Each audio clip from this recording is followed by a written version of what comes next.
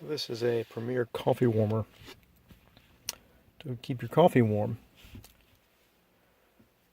Been using it for a while. Seems to work pretty well. I was using plastic correction. I was using paper cups. And I kept, throwing them away. Because that's what it uses, paper cups. So I found this ceramic cup, Hobby Lobby.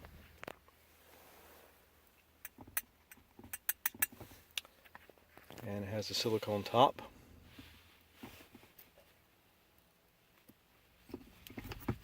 And you just drop it down in here once you turn it on. And the little heater light turns red.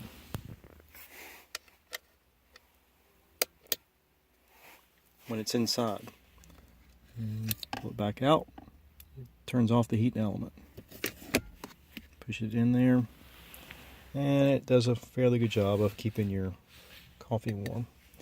And it comes with a little USB port built into it. But anyway, my daughter was fussing at me about not filling up the landfill. So I'm not filling up the landfill anymore with my ceramic cup that I can reuse. This works pretty good.